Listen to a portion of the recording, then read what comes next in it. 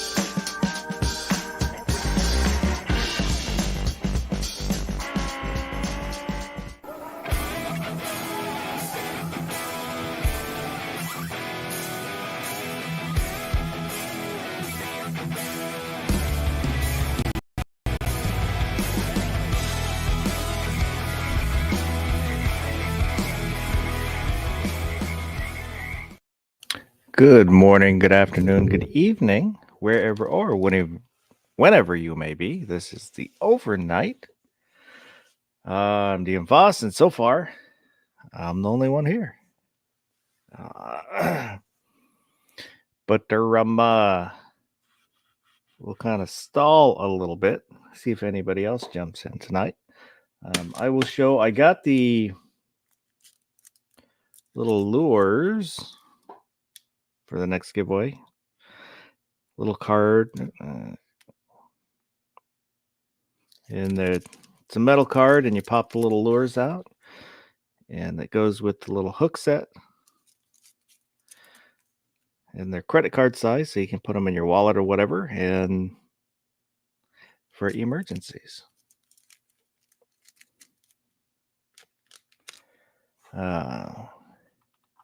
And patch. And I think what we'll do is for the giveaway for the next overnight, which will be number 100. So these two will go together. And then we'll do 2 prize packs, and then the other one will be this other set of kind of emergency cards. This one has like a fork and spear and arrowhead and hooks, needles. There's 6 cards. Comes in a little felt pouch.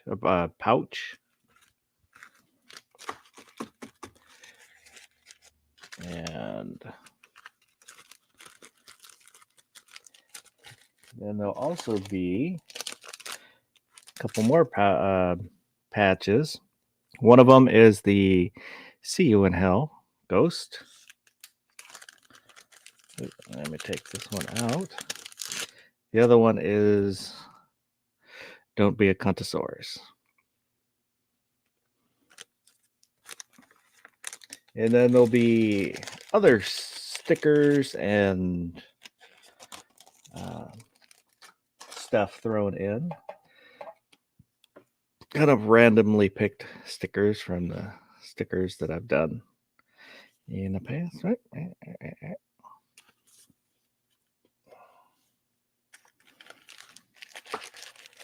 But so those will be for the giveaway we'll do and the next overnight, which will be number 100. And will possibly be, I think we're going to change stuff up. So it'll be the last overnight as we know it. So after the next overnight in the week after next, what we're going to do is actually combine the overnight and the mouse party into one and then do them every Saturday night. So no more Wednesday chats. So let's take a look, see who was out there. G23 was out there first. And Mr. Bob Dabalina. Asking what the bracket will be tonight. I actually had a bracket for tonight, but if nobody else shows up, I can't do a bracket. So can't blame that one on me. And the Saint Vulcan Rumble said he is here thinking about solar panel covered refrigerator freezer for the house and solar panel covered water heater and solar panel and inverted power base board heater. Ozzy Osbourne and Garage Guy. Good evening. Hope everybody is doing well.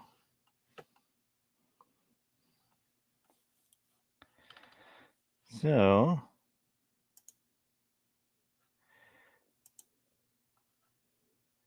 if we get a few more people, then we'll do a bracket. The best horror movie gun bracket. So, guns in horror movies. But again, I kind of need more than just me to do a bracket, because it's not that fun that way.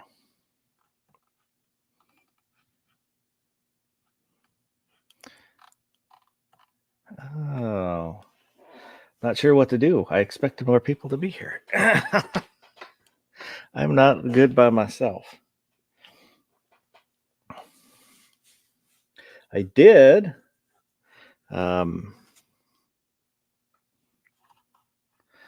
We've got G-Webs. How's it going, G-Webs? Try to meddle. Just woke up. Just doing these shows on the overnights. Yeah, I was just telling everybody that we're going to change stuff up after the 100th episode. So it'll basically, I'm going to combine the overnight and the mouse party. And then no more Wednesday chats. So we'll go every Saturday. And it'll be the overnight mouse party. Saturday night. Legal? We're going to make it legal. But I'm hoping we get one or two more people in here. Because I actually had a bracket for tonight. Yeah, that's what happens. You don't have brackets on a regular enough. People don't know. So that was kind of the thing I had planned for tonight. But if... Giant lizard bracket? No, best gun in horror movie bracket. Oh. But we'll see how that goes. So I'm not sure what to do now if we don't do a bracket. I'll be right back. I feel got a blanket. It's freezing here. Oh, okay. It must be 50 degrees or something crazy. That's crazy cold for your area. Yeah, Vulcan Rumble said give them a few minutes to wake up. I know for me, it's only 11 o'clock, but for everybody else to the east of me, it's later and later and later.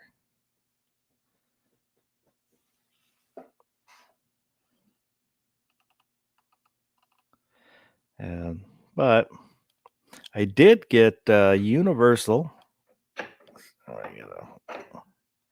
a decapper. So I was playing with that today, decapping. Because I've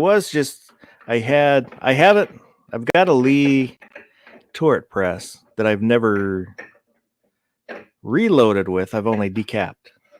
So I bought it right at the beginning of COVID when everything started shutting down and getting scarce. And then I've got dies for 9mm and 40, but the only thing I've done with it was decap 10mm and 40. All the primers disappeared, and so it kind of got put on the back burner. But when I was decapping, I was using the sizing die with the decapper on it. So I decided to get just a universal one so I can deprime everything that I have, at least, until I finally get off my butt and try reloading.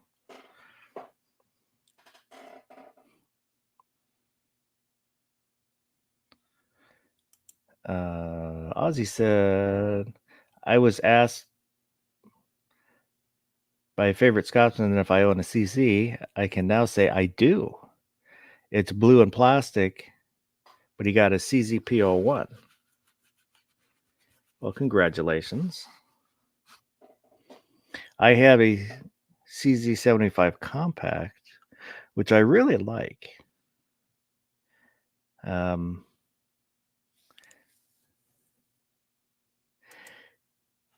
I haven't shot a PO1.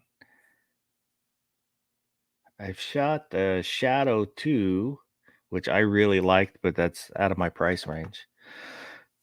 And was it the P10? Small, plasticky. I really didn't like that one. Felt really cheap. To me, it felt a lot like my Keltec P17, which it's not a great gun.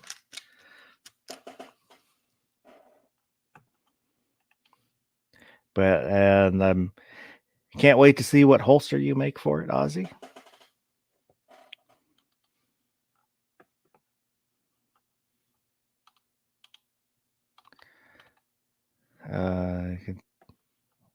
Is that you shaking your camera, or is that the puppy?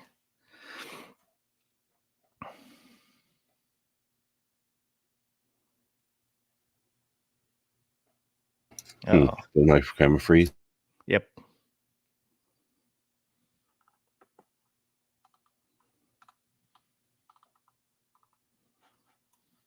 Oh, yeah. You started touching stuff, and now it's all messed up.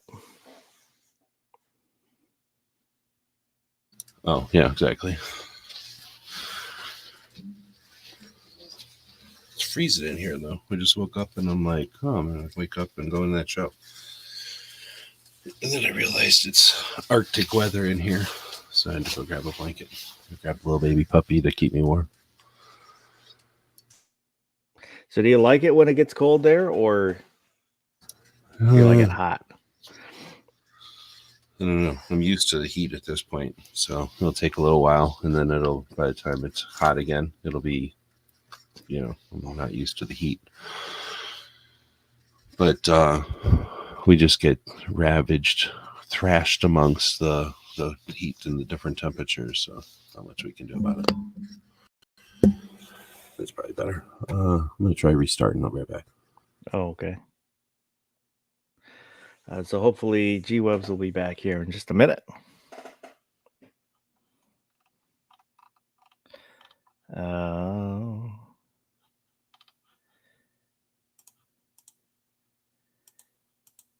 but yeah, so one day I will actually reload.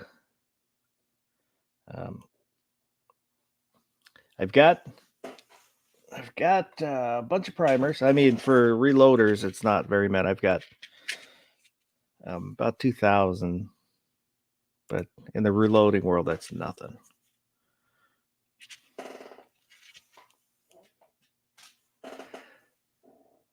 Are you back?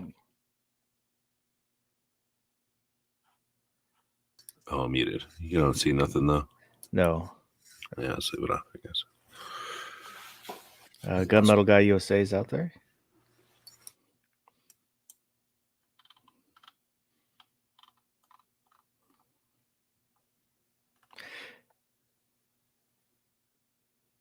Yeah, I was just telling people I got a universal decapper so I could deprime more stuff. I've been doing my 40 and my 10 millimeter, but I was using the sizing decapper die. And it's watching the Brown L's, and they're like, yeah, don't use your sizing decapper. It gets it all dirty. Get a universal. So, all right, I'll get a universal. So this is still something for a machine that's not like the little pair of pliers. Yeah, it's for my turret press. You've seen the one that's just like a pair of pliers more? It's like a wrench, or like, I guess, a pair of pliers, but it's like a hand tool. Yeah, there's one that's supposed to be pretty nice. I forget what brand it is, but it's I think brands make them. It's all metal, but it's like $50. But, well, the ones that I'm thinking of, you don't need to be sitting anywhere. You can just have a bucket of brass somewhere, and you got to use your hand. Yeah, like it basically almost looks like a stapler, and you put your round in and squeeze it. Yeah, it's one at a time, but you can just sit there like at a chair doing it instead of sitting at a counter pulling on the press.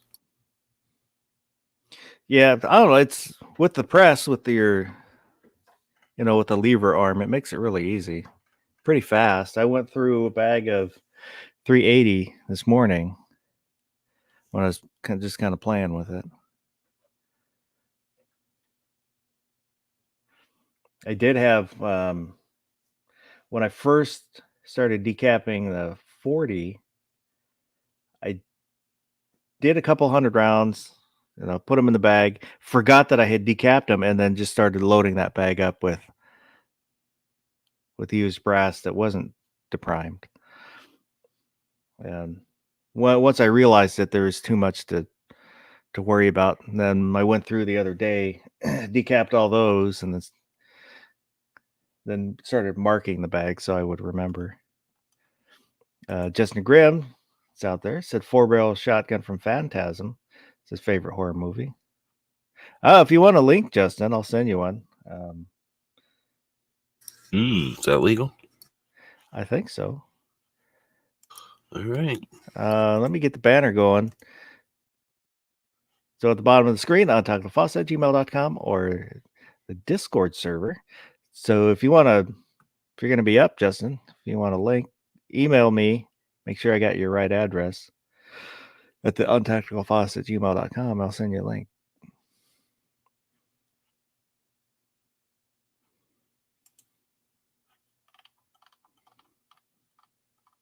Oop, I saw your camera. Yeah, that's not the main camera. I'm just trying to see if I can get the machine to talk to the thing again.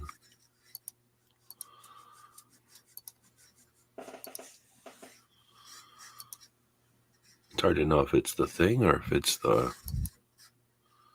No, I think it's the hardware. Mr. Knives is out there. Good evening. Did you see my dog dressed up like Mr. Knives today? Was it on Instagram? I don't think I did see it.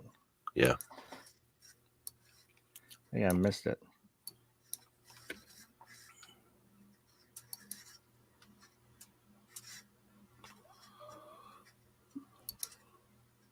Yeah, I was scrolling through and saw. Let me call up the Instagrams here. Says I can show that that link that I sent you. Is you were just talking about training and stuff and the virtual training. Oh, I thought I put a picture on Instagram. Maybe I didn't.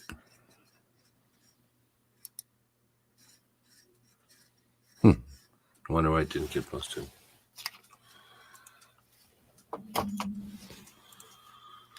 Yeah, I was listening to your chat today. You mean Tony's? Yeah, we Asking questions. Yeah. asking questions, and I didn't say anything because I forgot I was listening to something live because I always listen to it in a replay. Wasn't kind of till the end that I realized, oh yeah, this is live. I could have said something. Then I fell asleep. I was laying on the floor. My daughter was running around, and I was pretending to be asleep, laying on the floor, and I fell asleep laying on the floor. That's Ethnic Gizzard. But yeah, this is a virtual training. So you got your screen with your targets and then a moving walkway. Yeah, it's almost like treadmill. something you'd have for like a virtual reality type of thing so that you can, be in the environment better. But in this case, for the screen or whatever, so you can walk around.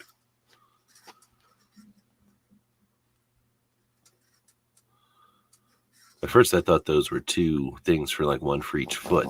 But then I figured out, no, it's for like two people to be walking or whatever. Yeah. There's a thing that's about a half as much into it as that is in Phoenix, but it's more of how to explain it. It's like you're in a giant room or a giant building, and then there's like bays, and then you go into these different bays, I guess, and there's different screens, and it's more like there's 3 screens. So you walk in and you got like peripheral vision and your front screen, and then but there's none of the moving floors or anything, I don't think. But you go in there, and it's sort of like bowling. You go in there with a group of people, and you kind of purchase or you sign up for scenarios, I think, somewhere between like axe throwing or like a escape room, and then like this. So you're going in and doing challenges in like scenarios, I guess, but a little bit more entertainment than this, which just seems like this is like a class, like a school, right? Like this is a bunch of instructors. When I was in junior high, that's back in the 80s, I had it was for I think art class, but came up with a video game, and it was in a room, and all the walls were screens, and you had a gun, like a laser. But everything was happening on the screens around you, so it was a interactive environment. I don't think anybody really understood what I had come up with, but I was ahead of the curve, I guess. Yeah. It was something about a wolf. I know the wolf was the bad guy, and that was the thing you had to kill because it would attack you, but I don't remember anything else about it. But yeah, I just thought it was kind of interesting that I stumbled across this, and you guys were talking about stuff like this today on the Ask Gun Questions. Yeah, I mean, this with the floor and everything is pretty crazy, but the idea of a screen that gives you a scenario, I can't remember anymore. It was a long time ago. It was in Sands, so it had to be since 2010, but I'd have to think about it hard to figure out what year it was anymore. But it was a long time ago. They came up with downstairs, and I was down there waiting in line to talk to a magazine place that makes a lot of the magazines. I was going to do an interview with this magazine company that makes it's a company that makes all the magazines, and then other brands buy their magazines from them and then just brand them. So anyway, I was going to talk to this magazine place, and those kind of manufacturers are downstairs. So it was downstairs somewhere, a small booth. But anyway, I was waiting for the magazine place and looked around, and there was this guy, just maybe a dude with a friend, but just a small booth, like one guy, and he was selling a system that you had a sensor that you put in front of you, and then like in front of between you and the screen, I guess, and then you would play like that with one screen, and the video that was happening on the screen was either the templates that it comes with, or you would make your own video of maybe the place you worked or the place you'd have to be in charge of if you were like a security guard, or scenarios that your personal protection person would go around. So you'd have like video of the real places that you'd actually be encountering, and then it would overlay. Did it overlay bad guys, or did you have to have, maybe you'd have to even have your own bad guys walk into it, like actors or whatever. But the thing was, you could take video of your own environments and then plug that into the system, and then it would let you run through these scenarios. And I thought that was so cool. And this was so many years ago, and that system was like $150. And all you really needed was your own TV, this little gizmo that you would put between you and the TV that was the sensor, like the video game eyeball. Yeah. And then some software on your computer. And then a webcam, I guess. No, the thing that they gave you was the webcam, I think, that watched you. So anyway, you really didn't need that much stuff. You just brought your own TV and your own ideas, and then it would run the software. I mean, I guess you need a computer. But anyway, I thought it was pretty neat, and it didn't take a lot of effort.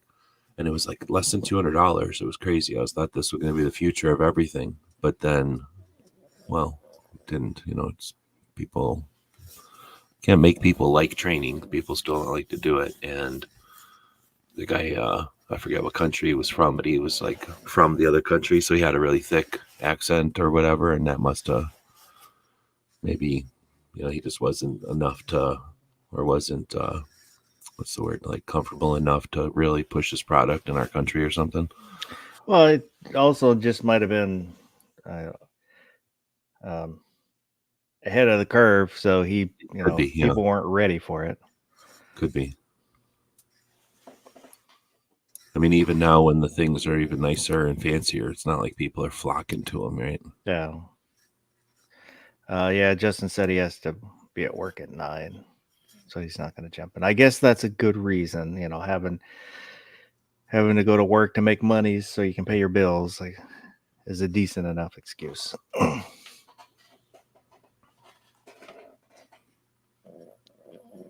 Oh, I did show so for the giveaway, there's the kind of credit size card with the hooks, and these are the lures that go with it. So you pop, these are all metal. It says episode 100 right now? Nope, 99. But this came today, so I was going to show it.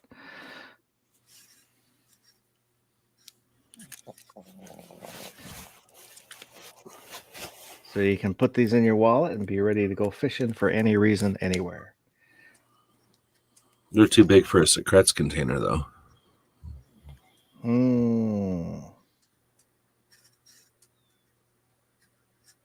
Yeah, well, these are more designed to be credit card size to fit, so they fit in a wallet. Yeah. And then the other sets, which are a little bit bigger than those ones, but they're the ones I showed last week. But kind of neat. I have one of those, something similar, that's a credit card or a business card, and it's I can't think of the guy's name. Not Miklik, but some guy like that. He's the guy that they made the movie Hackers about. He was a young kid, and he got it starts with an M. Mitzker. Because he did jail time.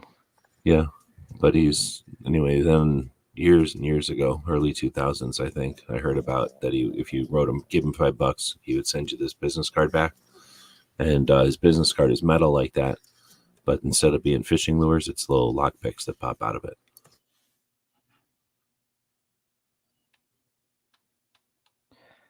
What was his name? Because I saw Mitzker, I think.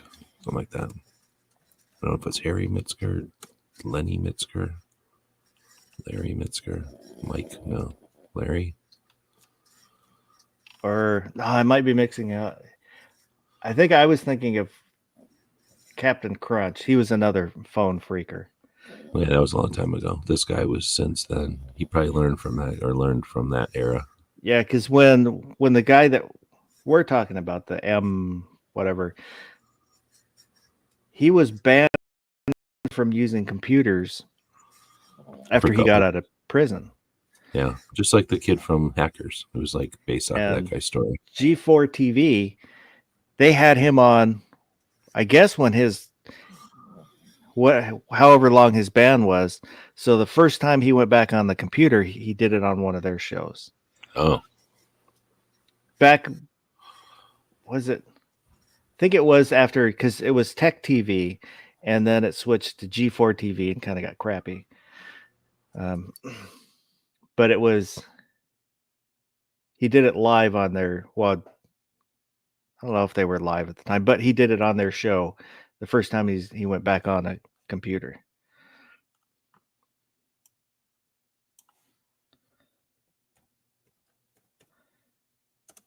I never really watched any of those shows. I remember that they were on.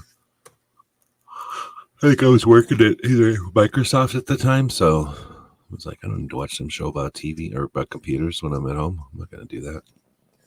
Well, I liked it when it was Tech TV, because then it was more like, I don't know if you remember the DIY network. Was more, they basically had 3 different levels of shows, for beginners, medium, and then more advanced. And then, taught you how to do stuff. And then probably to broaden their reach, the audience, they brought in, hosts and different hosts. And it was more, they tried to make it more fun and appealed to gamers and stuff. And then it kind of went downhill from there. Mitnick, Kevin Mitnick. Oh, Mitnick. Okay. Yeah, that's the hacker. Yeah. So back in the day, you could write that guy, give him $5, send him a $5 bill in a self-addressed stamped envelope, and he would send you back that business card. It's a pretty good scam. You probably paid 69 cents for those business cards or something. Oh, he died in 23.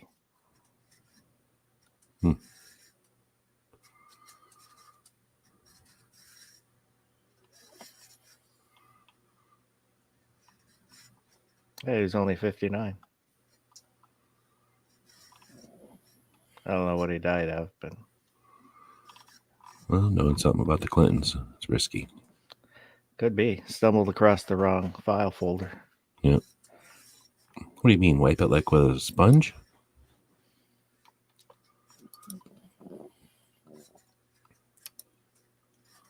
Have a good night, Mr. Knives.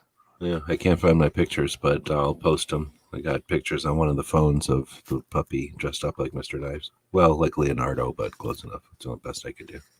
I think you've posted them before, haven't you? No, because he has a costume where it's a shell and swords and stuff. He just got them yesterday. Oh. But I did that video yesterday morning. I thought I'd plastered a bunch of pictures on Instagram when I did it. I guess not. Ghost Instagram. Sure, you think you're doing it, but you don't really do it, I guess.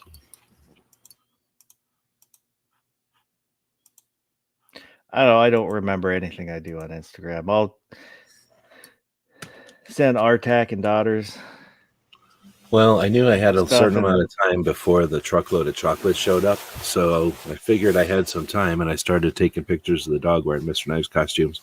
But then what happened was this truckload of chocolate showed up, and then it was so much more chocolate than we knew what to do with. We had to figure out where to throw away all the extra chocolate. So we had about half a semi truck worth of chocolate we had to just throw away. And we took it to the first place and got yelled at for throwing so much chocolate away. And then we went to the second place started throwing it away. And they got all mad because we filled up their garbage bin. It's really a pain in the butt when you got to throw away so much chocolate. It's perfectly good chocolate too. Yeah, it's a shame. Yeah, just don't have a Lose place all to that put it. chocolate.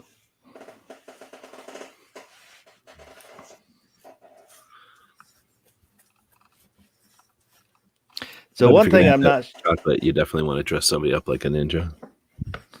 Protect it. one thing I'm not sure about when we kind of change stuff up and go to just Saturdays. When we get ripped off by a show, an entire show. Yeah, do I start the numbering system over? Yeah, of Do course, I yeah. do I use the overnight numbers or do I No. use That's cheating.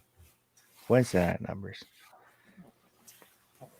I think the only ethical way to do it is to start over with a different number because it's a rip off. It's a new show. Otherwise, you're selling it off as the same show as before, but it's different. I don't think it matters. You can do it however you want. Well, I was kind of thinking about just starting over, but I don't know.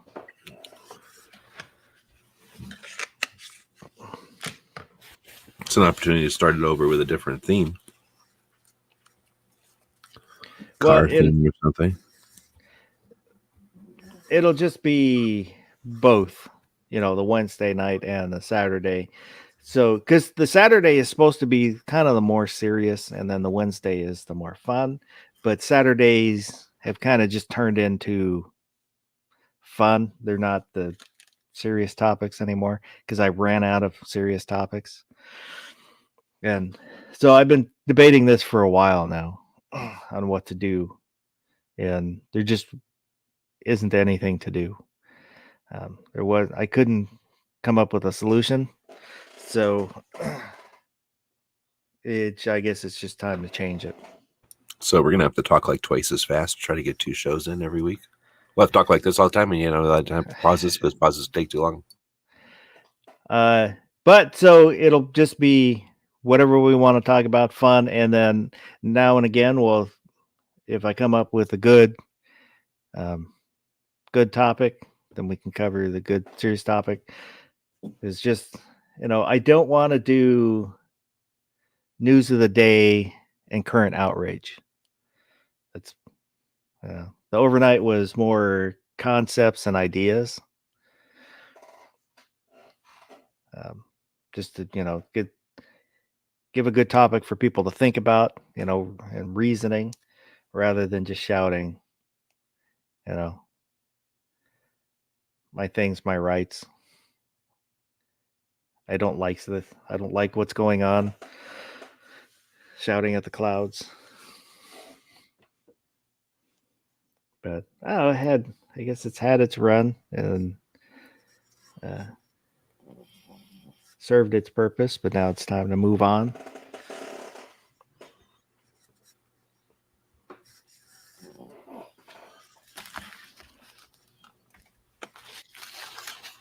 Well, you could do like a topic wheel. Remember the wheel of topics or the wheel of, I think it was called the wheel of topics, something like that. Do you remember that era? I came in like right after it, but I know you've talked about it before. Just like how there's the bracket thing or the, pretty much like the bracket thing, like a website that has a structure so you can make brackets. Yeah. There's a website that gave you these wheels, and then you could just like what Hillbilly does for his giveaways. It's pretty much the same thing. And then you just we would just put topics on there. So let's say we were talking about something in Mr. Knives chat or Pink's chat or something, and somebody would come up with something. Maybe it was off topic, or nobody was talking about it that minute, or maybe it was a good conversation and somebody was like, hey, we should add that to the topic wheel. And then there was just this wheel, and we had a link to it over on the side. It's just like the thing Pilby uses. So we just kept adding things to this wheel. But then if somebody was having a conversation, especially because the rooms were open back then and anybody could jump in, and a bunch of people did. So people would be sitting there, but sometimes people would just be sitting there talking about, nothing. So people could look around and go, hey, let's do a topic, and spin the wheel. And then it would have, I don't know, dozens of topics on it, important ones, other ones, whatever. And then couple of wild cards to make it fun. Anyway, we Well- had that just open for everybody, but you could have it for your show where, like, hey, what are we going to do for tonight's topic? Let's find out. And then people Wait, could, because Yeah, when you do it. talked about it was probably a couple of years ago now when you had talked about that before, but I didn't know what to put on the topic wheel. yeah, well, I'm sure it started off with maybe 12 or something, but then it ended up being a whole bunch because people would add to it all the time. I don't know if we added to it like officially or somebody would just write somebody an email. I remember how it worked officially, but or technically anymore, but you know, it's just like anything. Whoever made it has the access, and they might have given it to like Gizzard also or something like that. Guns Gizzard and was Waters also is out part of there. these things. He says, They let "Gentlemen," us- I'm not sure who he's talking to. If he's, if he was talking to us, I would expect him to say something like "Palookas." well, he's also slapping whoever he said gentleman to, so maybe it was like a Three Stooges thing. As soon as you Yeah. look up, you get a slap. Mr. Howard, Mr. Fine, Mr. Howard.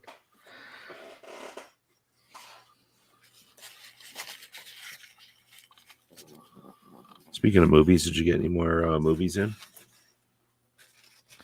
No, I watched more of the Sherlock.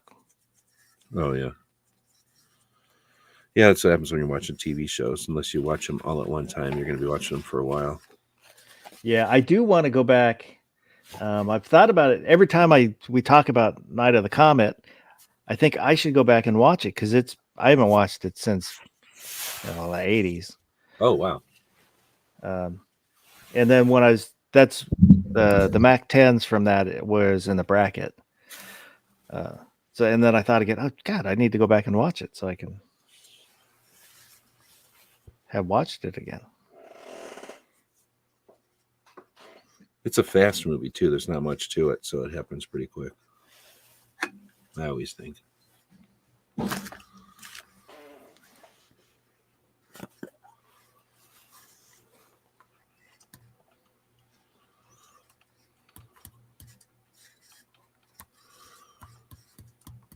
An interesting one. If you got a bunch of people that were the right age, you could have like influential movies from the 80s. I think that would be on there. It was a pretty good movie. I don't don't- want you to do anything except for not live through to live through a comment instead of dying. But I don't know. I actually don't know if that would. be an That would influential make movie it. in the 80s. Yeah, it's got some iconic. What do they call them? Like scenes or things that we would reference. You know, Daddy would have got me into. Daddy would have got us Uzis and some of the others. But yeah, I don't know if a lot of people would remember the movie. Well, it was an HBO movie, so it was on a million times on HBO. Oh, It's in that. because if you say Predator, everybody's going to remember Predator. But what did Predator influence? I guess it influenced some stuff. I think that's where I'll Be Back came from too. Like he started doing it after that.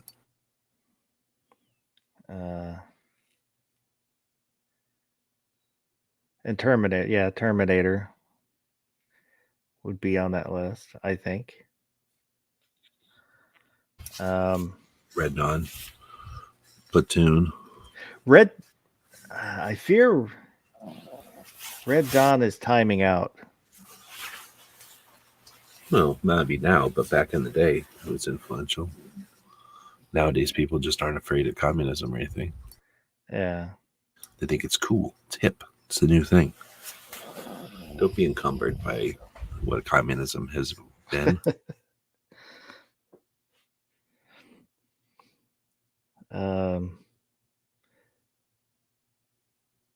I don't know. I guess I am thinking of. Well, I mean, it'd be like Pretty in Pink and, like Beetlejuice. Yeah, I was kind of thinking coming at Like it from all the those wrong different- direction. Rather than looking at it being in the 80s, these movies, I was kind of looking at it today, looking back at the 80s. Oh, yeah. Which ones had influence versus which ones did influence? Yeah.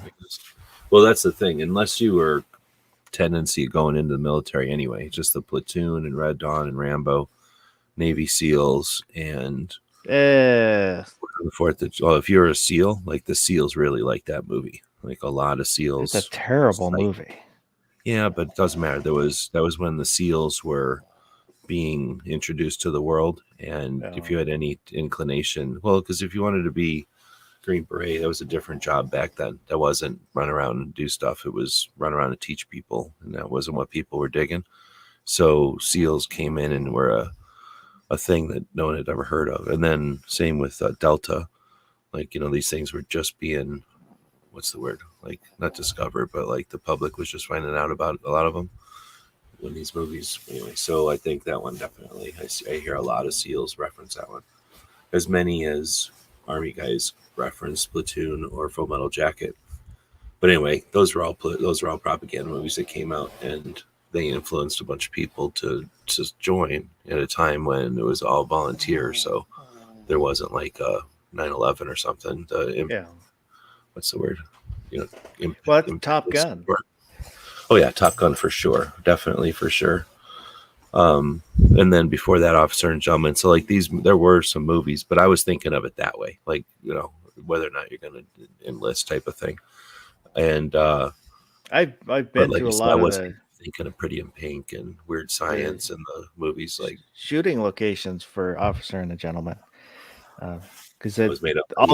All the training stuff was in Washington, at Fort Worden. You can go up to the fort; it's a park. See a lot of the places, and then in the town, I think Hadlock was Hadlock Port. I'm blanking on the name of the town, but I dated a girl from that area, so she drove me around, showed me like the bar scene when he gets in the fight, and got to see all those places. The hotel. Did you watch the movie? Is it a movie you like? Yeah, I liked the movie. I had seen the movie. I mean, I've probably seen it once, but I don't think I've ever watched it more than once. It's about Marines or something, or Navy. Yeah, pilots.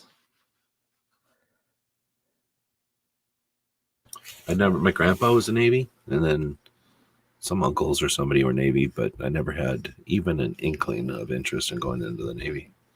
I don't have a problem with lakes, but I don't really like the idea of being out in the middle of the ocean, period. Like, I got no interest in going out there. It's, I've been out in the ocean on the Nimitz. Rode the Nimitz from Hawaii back to Seattle or to Bremerton. Yeah, that counts. That's massive ocean. And you know, I was in high school, and a little different because I wasn't serving and working, but it's definitely a thing. I mean, one of the coolest things was playing volleyball on the hangar deck. So, you know, we're inside the ship, but where the elevator is on the side, it was open. So we're playing volleyball, and you just see the ocean going by. That, and then standing on the fantail, you know, the very back of the ship, looking out. Really cool. Is that an elevator back there, or no, just a big open area on the second floor? Yeah. Or are you talking about the top of the deck? No, down, kind of couple, you know, couple decks down. Yeah. And I don't even know if I must have stepped foot on one of the docked ones probably, but I don't even know if I've been on an aircraft carrier, real one. But it was small ones. It was an interesting experience, and definitely understood what they call channel fever. When you start getting close to port, everybody gets grumpy because, you know, they're close to getting out the ship and they want to get off the ship. So, you know, I can't even imagine. Yeah. And then late at night one night, and then everybody gets scurvy all the time. How would you deal with scurvy? Yeah, you eat limes or oranges. But you watch a film, and kind of like an orientation film, and they talk about the Marines because the Marines do security on the boats. And if you hear clear a hole, you move out of the way, or they will clear that hole.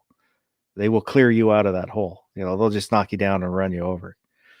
Mm-hmm. And that's what they live for. I love it when Navy people don't get out of the way, I bet.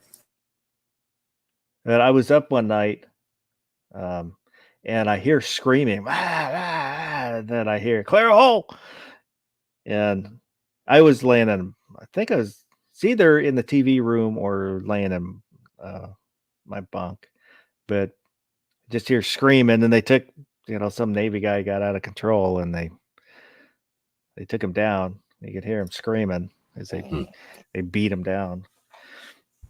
I imagine there's, especially when you work on a boat, you're going to know, like, what rivet you can pop out or what hose you can break to really mess up a situation. So they probably react real quick when somebody freaks out. They probably freak out all the time too. And it was kind of cool. They've got their own closed circuit TV, so they had videos, but it was kind of like Navy footage set to like living on a dream. I've seen documentaries. They use that TV system when they have some kind of a girl popping out of a cake. They'll use that system to broadcast that around the ship. Well, and then there's cameras that look at the flight deck, so you can watch the jets landing and taking off. Oh, that would be cool. And they probably do that all the time, right? For like, what do you call it? Like data, like people are like involved with like, oh, I need to see how which plane is landing or whatever because it's my job or something. Then when the catapult system, every time it would go off, you could hear. Oh, like through the whole boat? Yeah, the whole ship. Because it's a steam, compressed air steam. I wonder what it's like when you're on one of the giant ships and they shoot off like that R2D2 looking thing, or like a real. Oh, those are the Sea-Wiz. Those are incredible. You hear the first shot, a constant roar, and then when they stop shooting, you hear the rounds, the brass hit the deck. So, were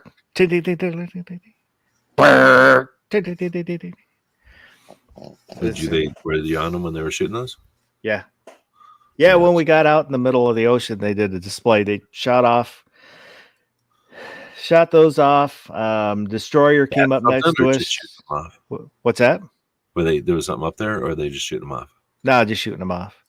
And the destroyer pulls up, shoots off his guns. That's got to be pretty cool.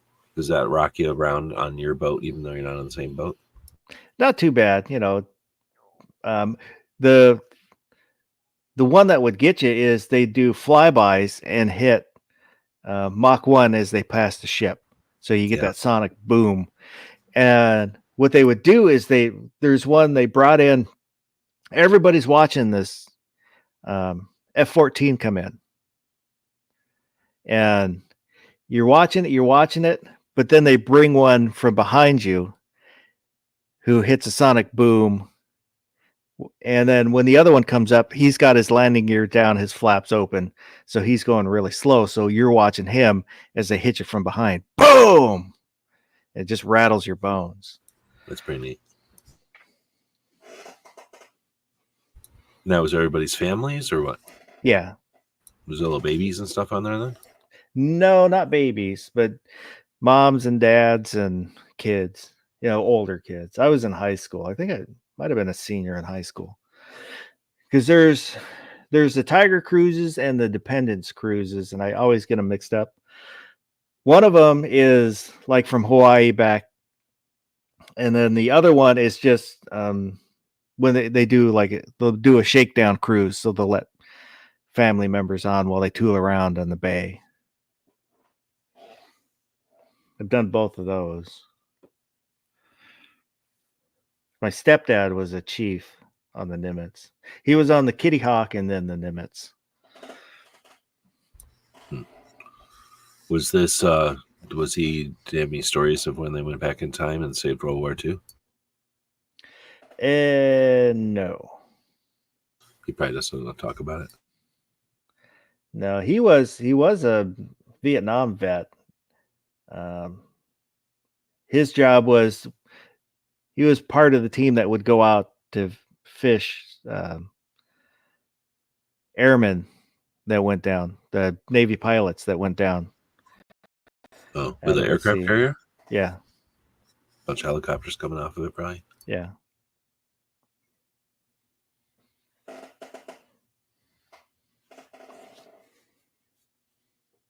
But that was I think from Hawaii back was 2 weeks. Holy crap! I figured a couple of days. Oh no. Is that going slow as hell, or is that going really fast? Just however many knots they're doing normally. Well, when it's going, do you go over to the side of the boat and go, "Holy crap, we're going fast," or is it like you can't even tell you're moving? No, you can tell. You can see the ocean going by, and luckily it wasn't very rough, so it was pretty smooth. Can the And the ocean way, even be rough to an aircraft carrier? Does it get? Do they make them? Don't they just make them big enough that the ocean can't bother them?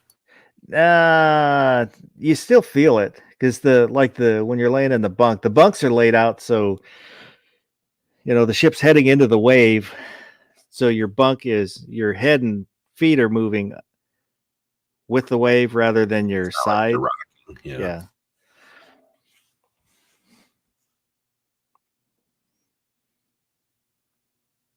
Oh, That's the giveaway. He was giving that away to somebody who mentioned it today.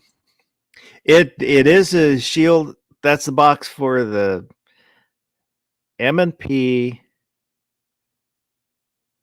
I can't remember the way they have it named, but the 380 EZ shield or shield 380 EZ. I realized I never did a video on it, so I took it out to do a video and I forgot to do the video. So I'm going to do a video on my 380 EZ.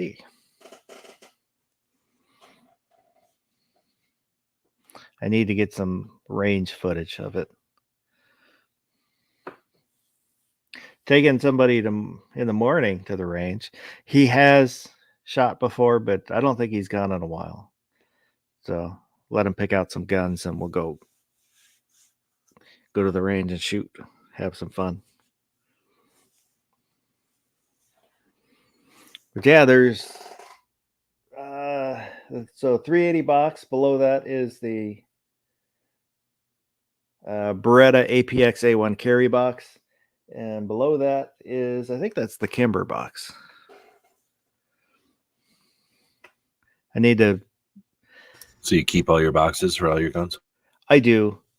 Are you keeping them in there, or are those boxes empty and you just don't throw them? No, they're empty. They just have whatever accessories that I don't use. I like to keep all the stuff together in the box. For resale?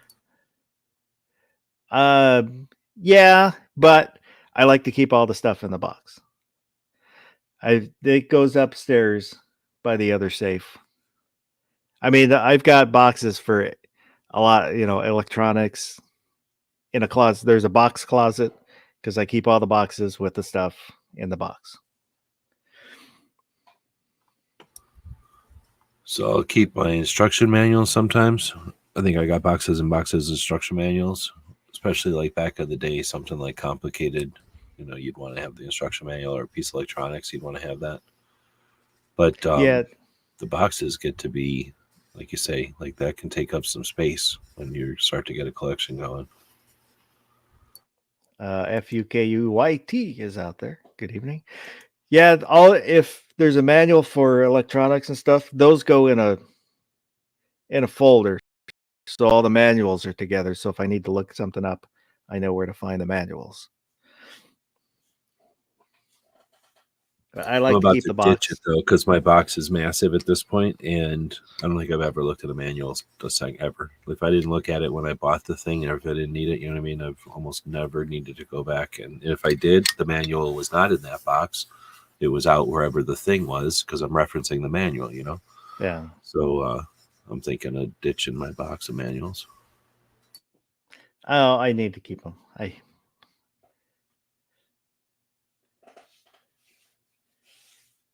It's just, for that one time that you need to know that thing, that piece of information. It's basically a confirmation bias. It's a problem that hoarders have, is you save everything because that one time that one thing helped you. That one thing came in handy. So well, I don't know about all that. I think of it as a hoarder. I take defense to that, because it's not that I'm justifying it with the one time. It's just that I know what it would cost to, like, let's say, something comes with that extra button, or something, you get an extra wheel when you buy something and it comes with 4 wheels and you got a fifth wheel. I'm not gonna throw that wheel away, because what if something ever happens to one of them wheels? How hard is it going to be to replace that wheel? So, and I don't even need something to have happened. It's just the potential. I understand I weigh the cost difference. It comes with some extra screws. Well, they give you those extra screws because they know that sometimes they back out and you're going to need a screw. So rather than have to find the right screw, I'll just keep that extra screw, right? So I don't think of it as confirmation bias as much as just, what's the word, like proactive staging, I guess. And just being cheap, not throwing something away that they gave you for free. Like, you paid for that, and they didn't really give it to you for free. You paid for it as part of the thing. And they probably give you an extra one, I guess, for people that lose them in assembly. But I figure also because they know something vibrates out, and they want you to have extra screws right away. How you doing, Barbecue? I just woke up. Sorry for being late, but I believe I am still fulfilling the contractual obligations, so please don't sue me. No, that's not your fault. It's the fault of the alarm clock, obviously. Clearly. The alarm clock being the dogs that did not bark. Well, that's even worse. Right?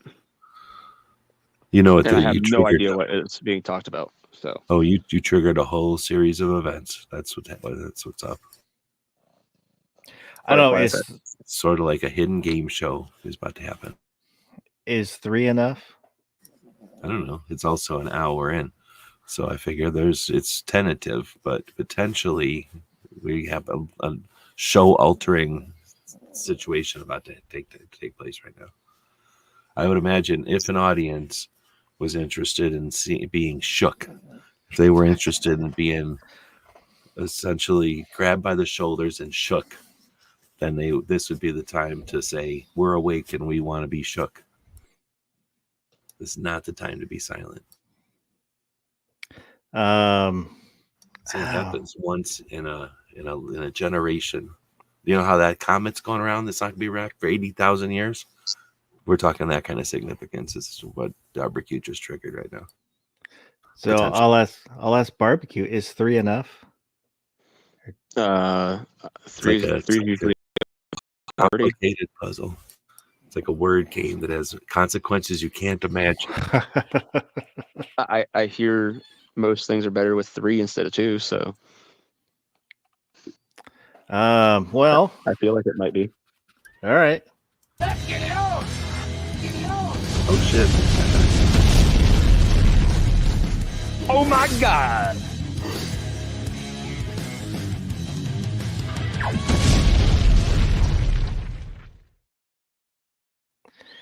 I guess we'll go with 3. Somebody was out there thinking, I'm not going to make popcorn. This show doesn't warrant a new thing of pop. And then this happened. Now they're making popcorn. So let me. Horror movie guns. Bunch of buttery popcorn for this, or a big thing of nachos with cheese all over them? Now, hopefully, I remember what movies these are and what guns these are. This is the Postman. So this is the Astra Terminator 44 Magnum from Dusk Till Dawn. These are guns from horror movies is the bracket. So this gun should totally win.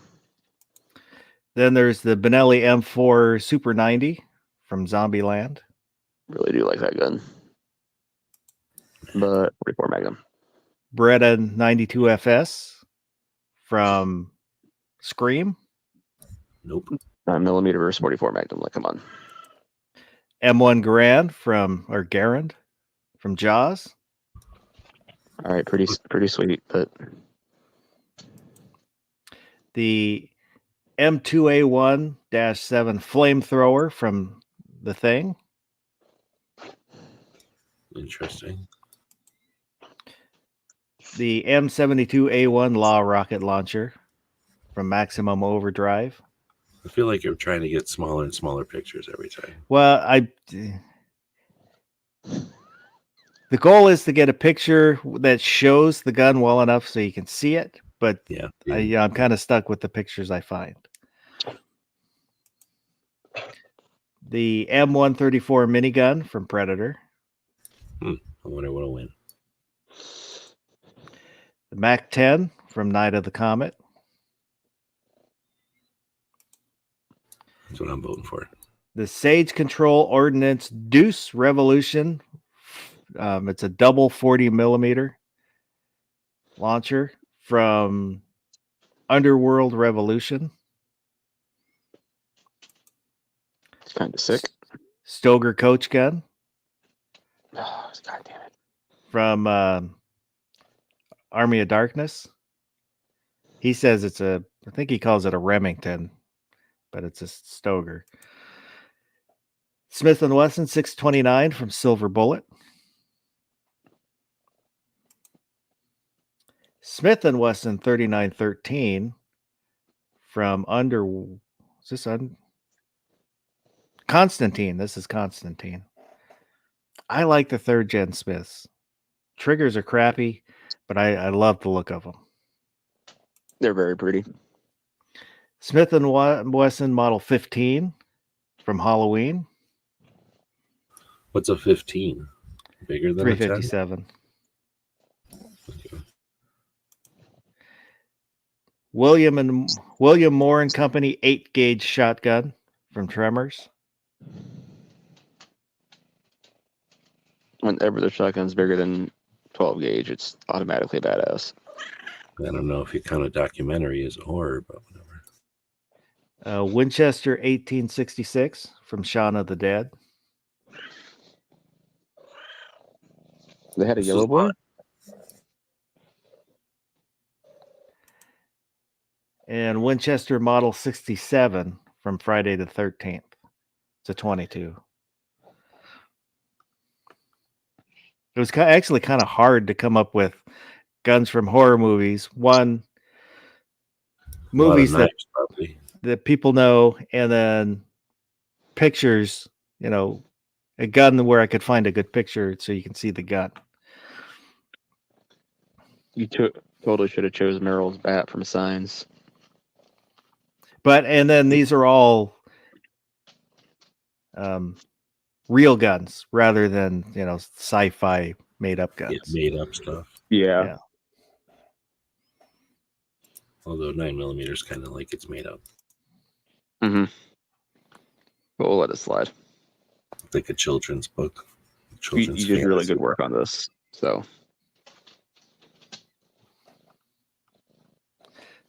I tried to come up with good guns, with good pictures from movies that people hopefully have seen. So where's the shuffle? We'll shuffle this a bunch of times. Shuffle.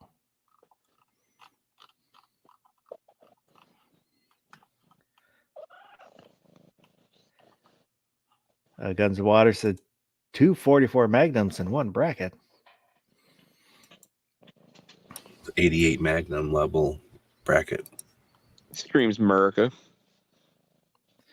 So our first matchup is the M134 minigun against the Benelli M4 Super 90. Barbecue.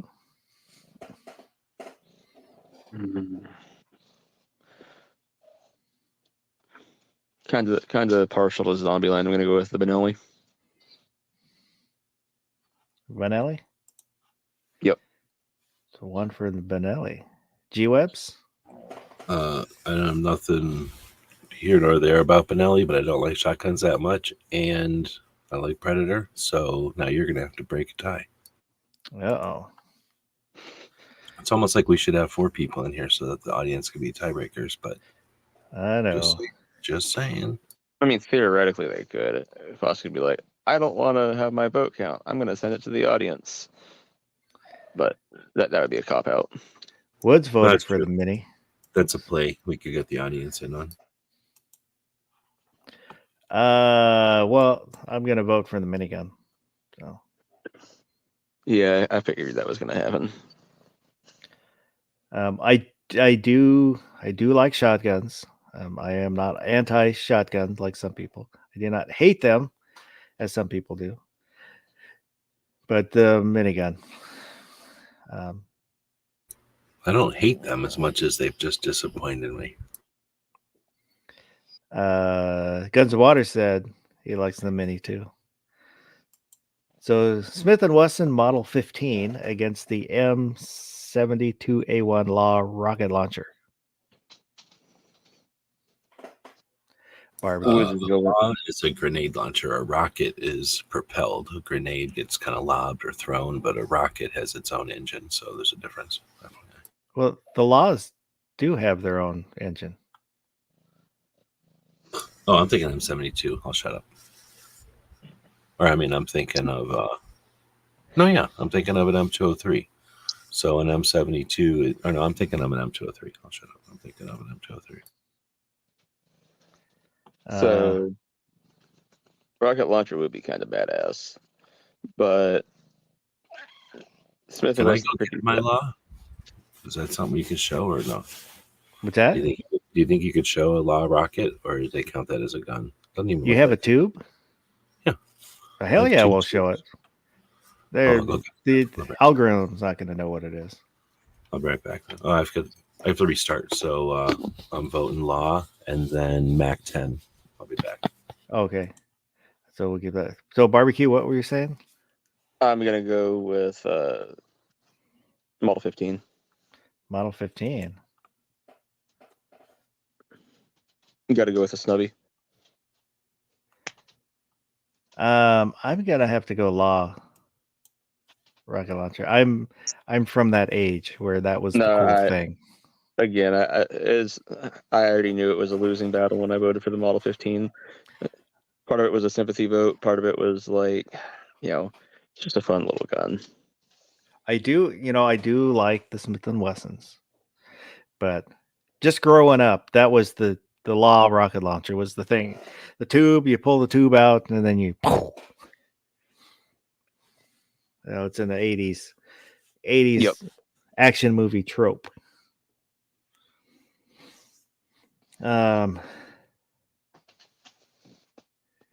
So we'll go ahead and fill in the one for the Mac 10 because that's G-Webs had said. So are you going to go Garand, Oh God, yeah, or Mac 10? definitely the Garand. That's Garand. We won the war. We get to say it how we want to say it. Well, yeah, but it was our gun. That's actually kind of a tough one because that's another 80s. I have held a Mac 10. I didn't shoot it, but I held one. As soon as you said Mac 10, I was like, oh, G-Webs is voting that one through like the whole time, I bet. Yeah, he's big on open bolt. Mhm. I'm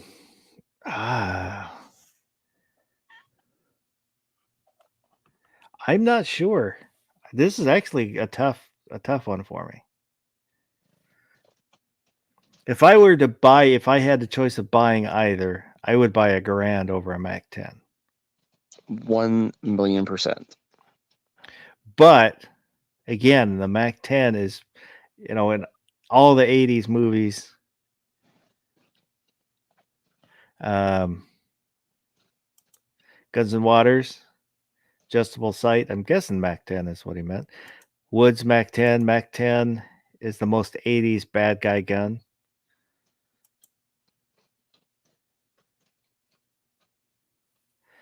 Ooh. Don't let them sway you. This is actually tough. It's tough.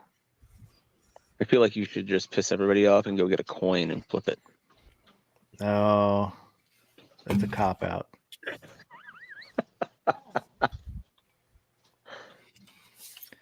Ooh. Well, I'm gonna say because it's movie guns, I'm gonna go Mac 10. If it was which one do I want more, it would be the Grand. So you're saying that the movie that the Mac 10 appears in is better than Jaws? No, Night of the But- Comet better than Jaws? I think so. just gun wise, not movie wise. For the Gotcha. guns, I'll have to go Mac 10.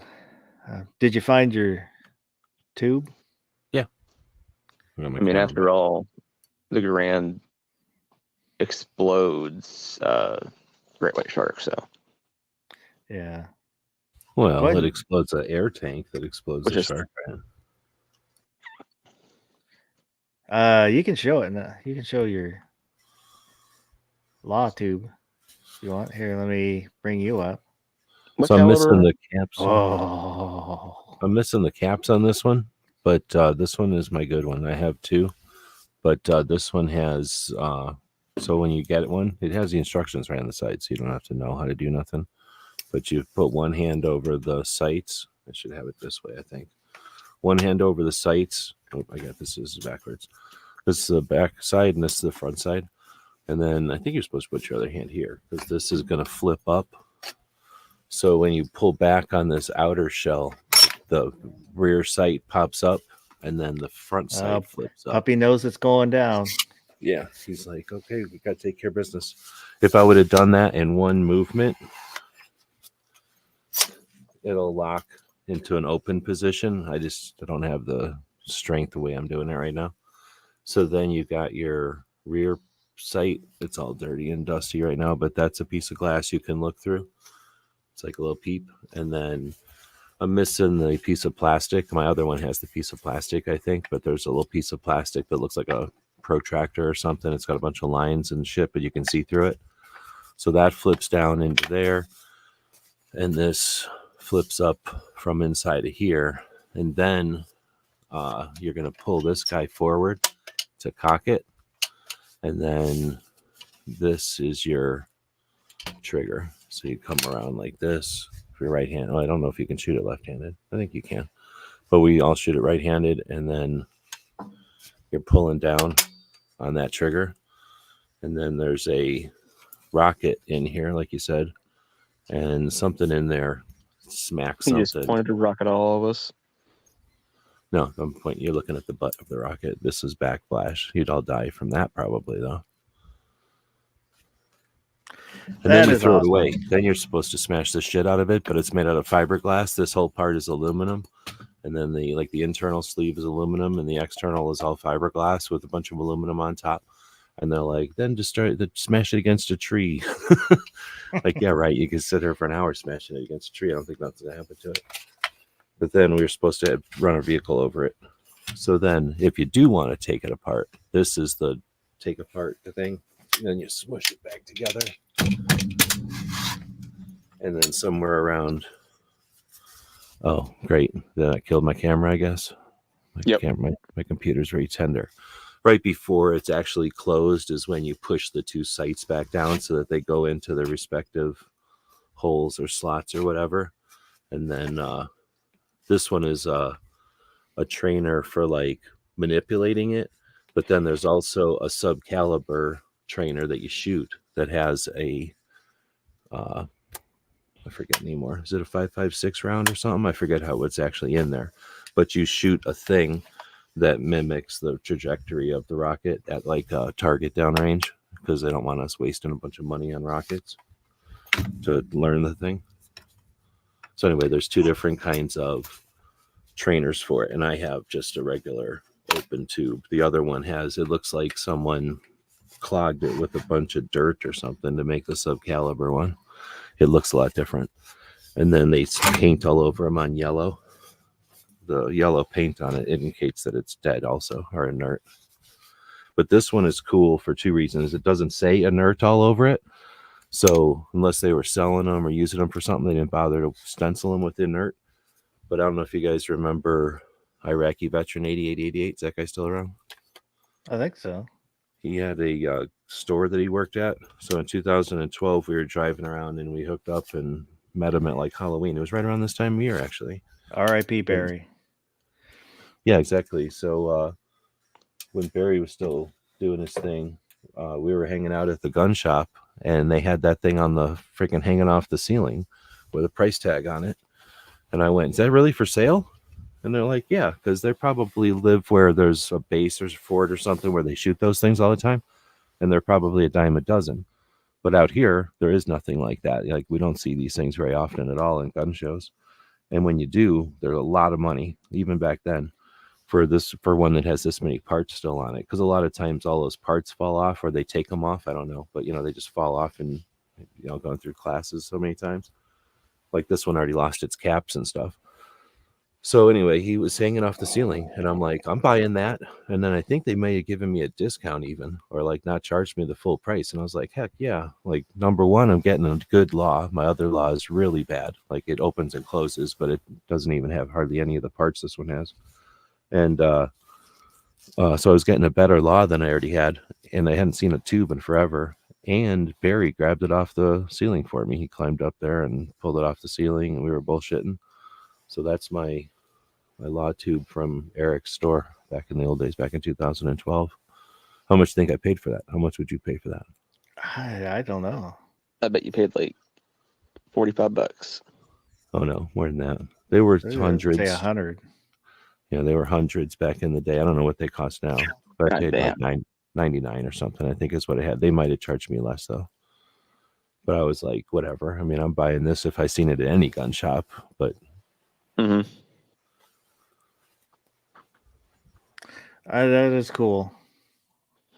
yeah, I like them. They're neat to just stick on the wall or fiddle with every once in a while, or do like this, play show and tell with it a little bit.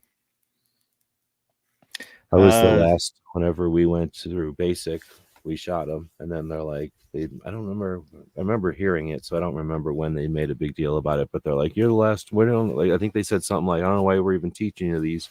You're the last unit that's going to be shown the law. Everybody else is learning AT4s." So an AT4 is a giant one, and it's a one shot. No, is it a one shot? I don't remember anymore. I think it is a one shot, but it was huge. It was like a garbage can. Like, it was not this, it was a massive rocket. Like, this thing would bother a tank. Like, that thing will kill a tank. Anyway, they were switching to that, and we all shot these, but then they were saying something like, we're not even going to instruct future units on these because they're getting rid of them and they're going to have AT4s. So we'll show you how to shoot an AT4, but we're not going to train you because they didn't have the training. It wasn't official to train us on it yet. So I'd only seen an AT4 shoot, and it was impressive to say the least. It was pretty neat, but I don't think we used them very long because they're stupid. And I'm pretty sure we went right back to laws because they're not as stupid. Guns and Water said shoot bottle rockets out of it. Yeah, that's what Haas actually bought me, a bunch of giant bottle rockets in like Tennessee or someplace to shoot through it. It's Arizona. I'm always scared to shoot fireworks out here. So now we've got it's illegal, but it's also going to catch a fire, and it would be pretty far away with a big bottle rocket. William Moore and Company 8 gauge versus the M2A-7 flamethrower. Barbecue. I feel like I know it's going to win this again. And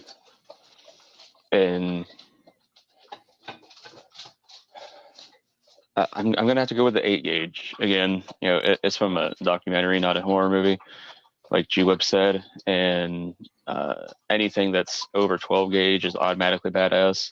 I really feel like the flamethrower is going to take this. G-Webs. Yeah, I'm not voting for a flamethrower. They're okay, but they're not my thing. So I'm voting for that 8 gauge. Snap. 2. Wood said 8 gauge. He has to. Yeah, I'm voting the 8 gauge also because a gun that Burt Gummer would have, I want. So the 8 gauge moves on. Yeah, plus it killed one of them bugs, right? Yep.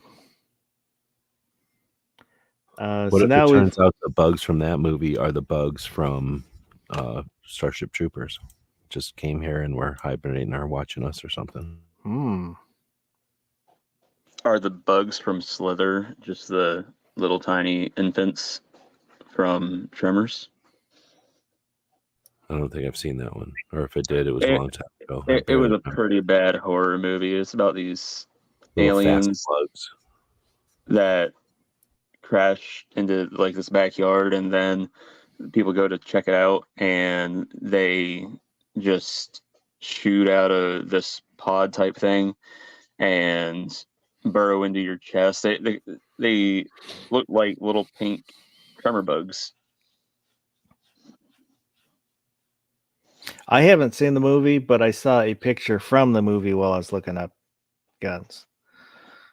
It is a pretty bad movie. Like, I'd watch it again just because, but I definitely wouldn't tell people to go seek it out unless you really wanted to see the bug. Then check out the little alien bug. So now we've got the Sage Ordnance Deuce Revolution, the double 44 Mike against the Astra Terminator. 44 Magnum. Barbecue.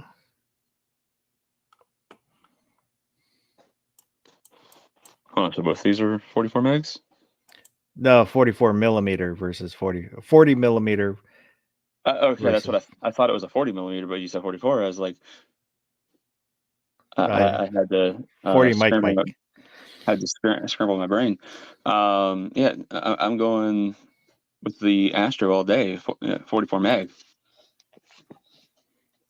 G-Webs. What movies are these again? Astra is from Dusk Till Dawn, and the 40 millimeter is Underworld Revolution. Oh yeah. So Underworld, and then I don't think I've seen Underworld, so I don't know the movie. But just going from that picture, that double barrel thing looked as big as the Milcor 6-shot. So it's probably somehow complicated. Also, it's not like you're just gonna. I mean, it could be a break open, but I can't imagine a 2-shot comparing to the 6-shot Milcor. Plus, they make the Milcors here in Tucson, so no. So whatever that other gun was, The it's winning. Astra Terminator. Yeah. Is that a 1911? No, it's a 44 Magnum. Oh, 44 revolver. Magnum. Okay, yeah. Woods at Astra. I'm gonna go Astra. I don't know, the dual 44 millimeter is kind of cool, but 44 Magnum. So now we've got a Smith & Wesson 629 against a Winchester 1866. Oh, son of a! Yeah. What are you saying, Barbecue? I'm saying that we never shuffled this at the beginning. Is what I'm saying. Son of a! No, he did. He shuffled it like 3 times. He never announced it. No, he did. Otherwise, I wouldn't even know. I was Right. wondering if the 244s were going to stack up next to each other. 1866 is so cool. What movies are these again? It is Shaun of the Dead is the Winchester, and the 629 is what movie was that? Silver Bullet. I think the 629 was Silver Bullet. All right, I know what I'm voting for.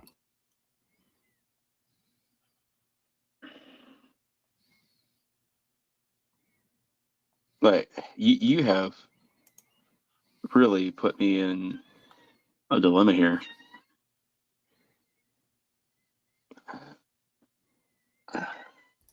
What if you look This at it one from the movie side? Does the movie side help you? No, I haven't seen Silver Bullet. Oh, okay. I've seen. It's old. It's from the olden days. Gary Busey killing werewolves. Yeah, it's a werewolf And the movie. Corys. Are It's both like- Corys in it? Time Yeah, out. it's like, Gary it's Busey's like in Goonies. Silver Bullet. It's like Goonies. It's from back then.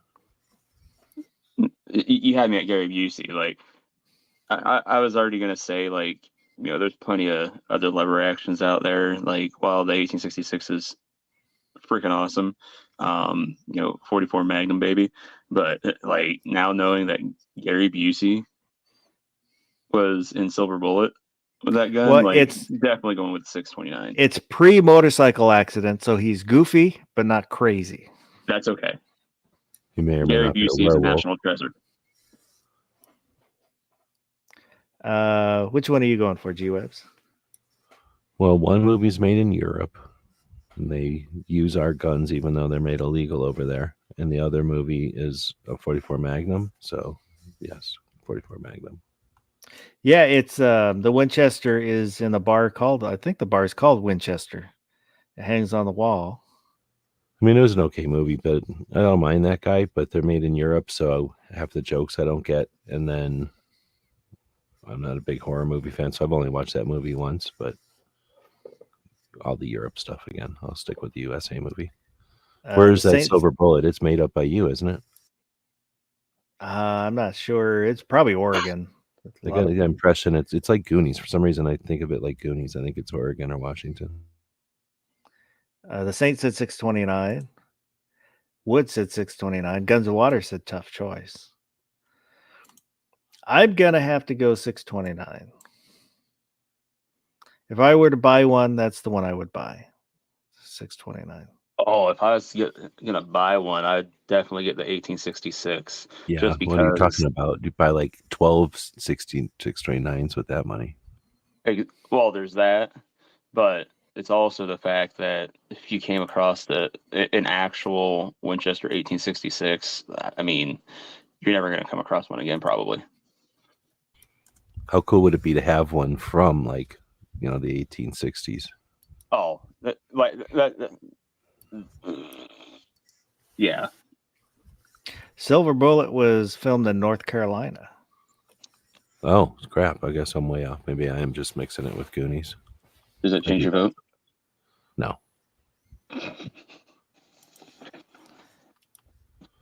So now we've got the Stoger coach gun from Evil Dead against the Winchester 67 from Friday the 13th. Ugh. Barbecue.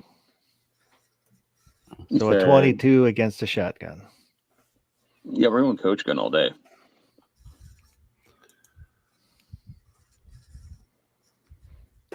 G-Webs. Yeah, I have to also go with the shotgun because of the other gun isn't all that good, and I don't like that other movie. Wood said coach is more part of the movie. That's true. Yeah, I'm gonna go. I'm gonna go coach gun.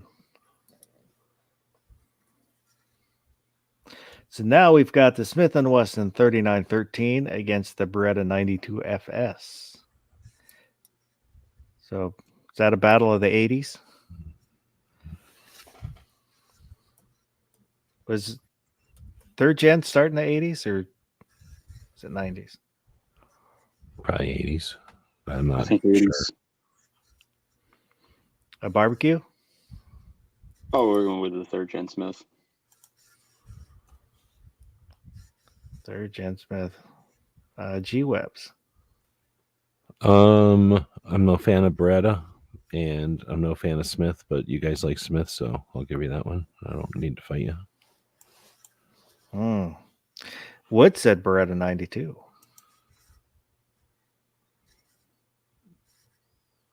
If it was a 96, I would say maybe, but probably not because I like the third gen Smiths.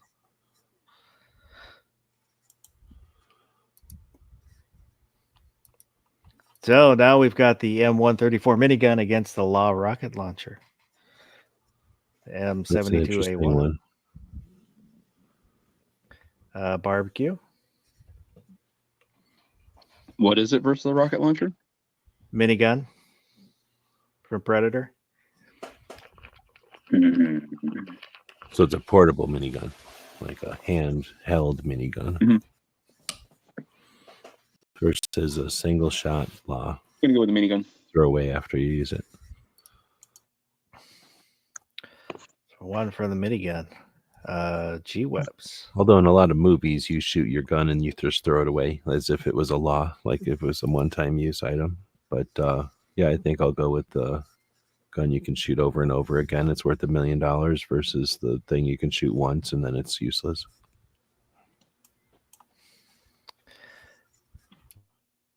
Wood said the law was in way more movies.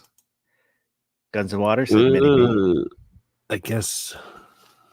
I mean, I don't know about the way more because the minigun's in a lot of movies.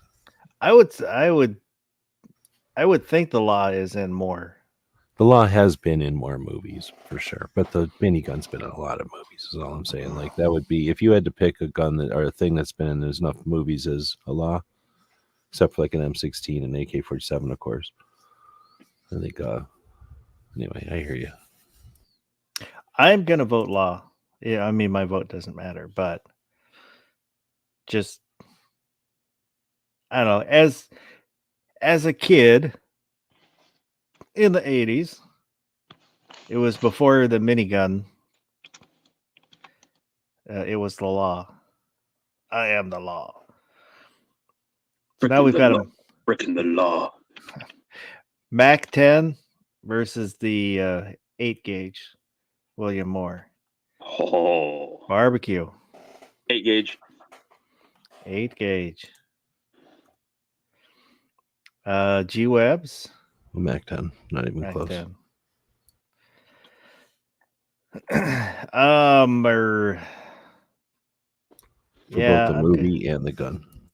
I'm gonna have to go Mac 10. Sorry, Bert. Wood's at 8 gauge. But I have touched a Mac 10. I have not touched an 8 gauge.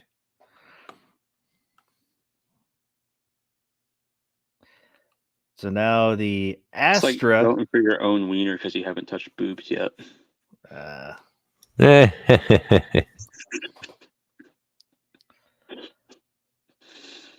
So, Yeah, but one comes with less baggage. that's true. So the Astra Terminator versus the Smith & Wesson 629. Barbecue. This isn't even fair. How the heck did the 44 Magnums end up against each other in the semifinals? Or no, it's the quarterfinals. Even in the semis, isn't it? I don't even know what round we're in. This is crap. It's the way the chips fell. Destined to happen. I don't know the first movie, and I know the other movie has Gary Busey, so we're going with the 629. 629. Yeah, I'm voting 629 over Astra. To 629. Wood said 629. Yeah, I'm gonna go Smith & Wesson 629. I like the movie. I like the gun. The Astra, I've never seen one. So I like the name, Astra Terminator, but oops. Astras are like Versas, aren't they? Or like I have llamas. no idea. For some reason I'm thinking they're like in the same place as llamas and Versas and old Versas. I don't know, Versa's probably better than it used to be. I would have thought so just because I was not familiar with the gun.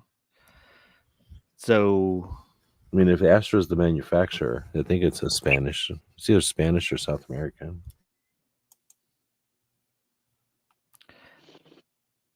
Spanish Okay. and imported by Inner Arms.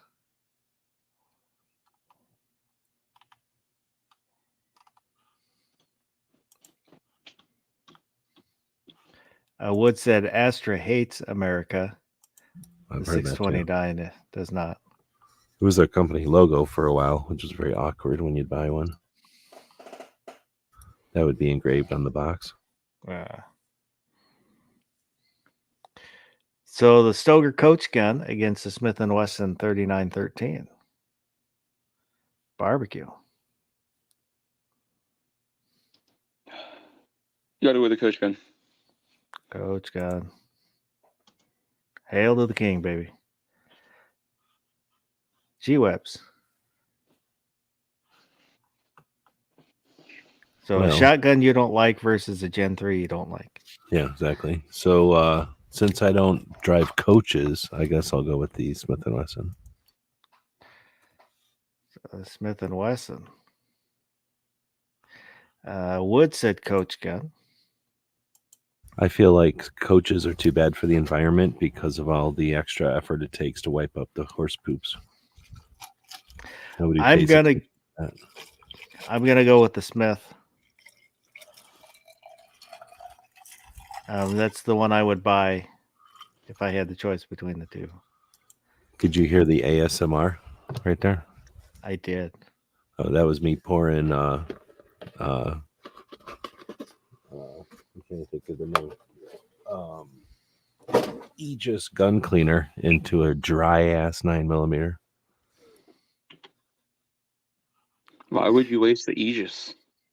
I had it from a gizzard show, so I figured I would try filling up some of the pores in this horrible metal they make 9mm guns out of. That was just filling up all the cracks and pores in the metal. I thought you're filling a glass in because your joints were achy. He is getting kind of old. That's probably like the 5th thing of water.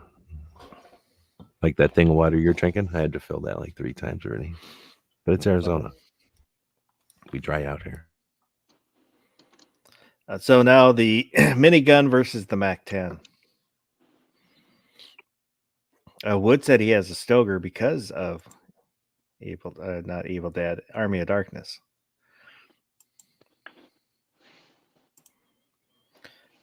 Barbecue, minigun, or MAC-10? Minigun. Minigun. G-Webs. So a gun that's like having a weapon of war on the streets or a minigun. I'm going to go with the MAC-10. MAC-10. I'm going to go with them. Wood said MAC-10 is iconic from so many movies. I'm going to go MAC-10. Knew that was happening. You ever shot one? Nope. You ever worked on one? Nope. I've never even seen one in the wild. Oh. They're cool. I mean, not only do I like them, but they're stamped. So there's like a whole nother level of cool because they're crude, but they're also, you've seen other stamped guns probably. Like sometimes stamped guns can be somewhere between like a BB gun or like a cap gun in a gun or a starter's pistol in a gun. These are like the top end of stamped, in my opinion. Like they're really well made stamped, but then, they're only stamped, but then they're just so cool. They're like Uzis, but ours, like if we made an Uzi, but like on the cheap, they're really cool. Yep. So anyway, they're a whole nother level of neat just because they're such a, I don't know, like interesting way to get to the, point of a gun, but they're also goofy as hell because the whole blowback. Well, that's why I think I'm kind of anti MAC-10 is just because I think the Uzi is a slightly bit overrated. Yeah, well, the Uzi's definitely is what it is, but it's sort of like a small Thompson. Like they say, hey, let's make the Thompson not be 1,000 pounds and two-handed gun. Let's make it a one-handed gun. And then the MAC-10 was like, oh yeah, hold my beer. Let me make that a one-handed gun and put one in each hand type of thing. Would you choose a MAC-10 or an Uzi? Me, MAC-10 every day because of what I just said. I mean, Uzis are nice and everything, but when I was hanging out at the shop, Bob really liked Uzis. He liked a lot of guns, so he would get them at the shop all the time, like M1 carbines and M2s. He would get those anytime he saw one. Yellow Boys. I played with a real yellow. Well, I played with Yellow Boys before. $26,000 guns. That's what. I guess we already went past that, huh? But somewhere in here, wherever we ditched the Yellow Boy, like that's a $30,000 gun. So it's a like the minigun. It's a whole nother level of gun than most of the rest of these, as far as like cost and availability. But anyway, so I've seen lots and lots and lots of Uzis, the 10mm and the 45s, and then every one of them. There's like a pistol, there's the mini, the micro, and the real one. And then because he had so many Uzis in, I finally found, or years ago, there's a Uzi bayonet, and the guy brought in 2 bayonets one time for Uzis, and I got a bunch of pictures of playing with those. I didn't even know Uzis had bayonets until that guy brought them in, and then I'm like, what? They have a bayonet lug on them. All this time I never even paid attention. It just looks like their takedown piece or whatever. Anyway, so as much as I like Uzis, yeah, they're from Israel. Like, they can keep them. I'll take a MAC-10 any day. That was made by a guy in Georgia or something, and he's made a bunch of cool stuff. He's a cool inventor. Atchison, he made the 22 conversions for the M16 and a bunch of other cool things. So it's outside the box. And he was also like, hey, let's make a sidearm that's full auto, like, and replace the 1911 with a full auto. I just think that's a cool, like, no one asked for that. He just made it. You know what I mean? It wasn't like everyone in World War II was like, man, I wish we had full auto sidearms. Just a cool thing. But anyway, so I would definitely take a MAC-10. Plus, you can turn it into, the MAC-10 is also 380. The MAC-11 is the stupid 9mm one. The MAC-10 is 45, and it's amazing to shoot. It's like driving an old Cadillac or LTD or something. It's like, it's a whole nother way to shoot a gun. The 380 is amazing because it's like that.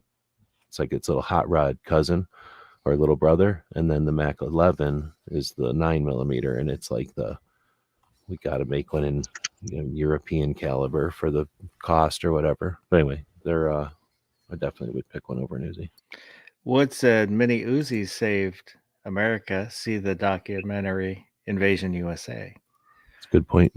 But you had to have 2 of them, 2 9mm to do what he probably could have done with 1 MAC-10. So now the Smith & Wesson 629 against the Smith & Wesson 3913. Barbecue, I think I know which way you're going to lean. You'd be 100% correct. 629 all day. 629. G-Webs. Let me ask a question. Which one of these has a Hillary hole? One of them probably does, and the other one probably didn't exist through that era, right? Or do they still make that one? If you're buying one today, brand new, yeah. But one of them you can't buy today brand new. That's what I mean. So I'm going to go with if this was the gun from Silver Bullet, it would not have the Hillary hole. Exactly. It would probably have, what do they call them? Recessed cylinders and pin barrels. So, well, I almost voted for the 80s Miami Vice or Chips gun, but I guess I'll go with the 629 after all. 629. Wood said it almost semi-auto almost won. I'm gonna go 629. Oh, I guess it wouldn't have won. Okay. I do really like the look of the 3rd Gen Smith, but it's a 629.